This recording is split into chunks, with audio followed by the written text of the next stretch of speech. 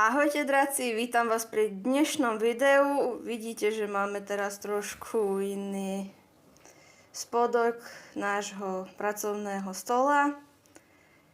Dneska ma tu pozvala hostiteľka Simona a budeme vyrábať dračieho papita. Budeme na to potrebovať papier, to je jedno, malý, veľký, dve farby, alebo potom môžeme ešte aj takéto temperové, alebo napríklad takéto. Tak sa rozbijú, takže dajte si pozor, keď aj zvýrazňovače, nejaké farbičky normálne, fixky, to je už len na vás, čo použijete. Napríklad, keď aj takéto. Tak a môžeme sa pustiť do vyrábania. Porobíme dve verzie. Ja budem robiť jednu, tú ťažšiu, a túto moja Simonka bude robiť ľahšiu verziu. Ideme na tú ľahšiu verziu. Takže, keď máme veľký papier, prehneme ho na polku. Na mieru. Presne. Ale nemusím. Šírujte, aby ste ho potom mohli vystrihnúť s nožnicami alebo krásne otrhnúť od seba. Tak, už máme rozstrihnuté a teraz mi Simonka pomôže zohnúť zase ten papierik.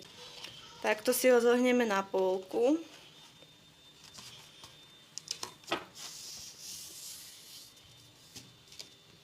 A teraz ho ešte raz takisto zohneme.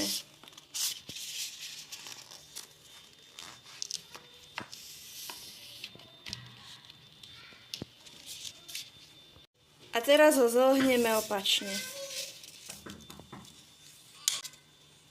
A teraz, keď sme si to zohli, môžeme začať farbiť. Použiť hociaké farby podľa výberu.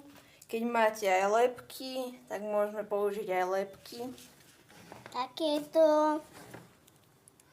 Alebo keď aj môžeme použiť na to ako výzdobu takéto trblietky. Alebo potom ešte takéto napríklad nálepky. A teraz sme si vybrali farby a môžeme začať farbiť.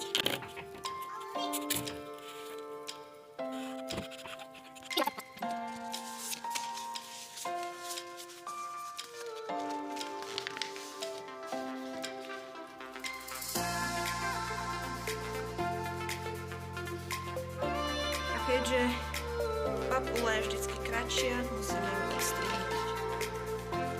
Môžete si vybrať aj tvár, môžete ju tvarovať, nerobíme také klasické. Keď tak trošku túto vzadu len strihneme.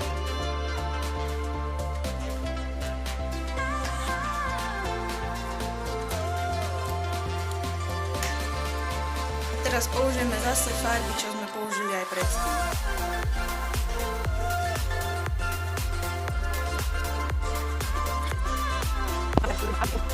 Teraz tá horšia vec, dajte si sem 4 prsty a odmerajte si, ako by vám to pasovalo. No toto by mohlo byť cca dobre. A teraz sa potom tieto kraje prilepíme vodou, aby nebolo vidno, aby sme s ním vedeli. Teraz si ho idem vyzdobiť.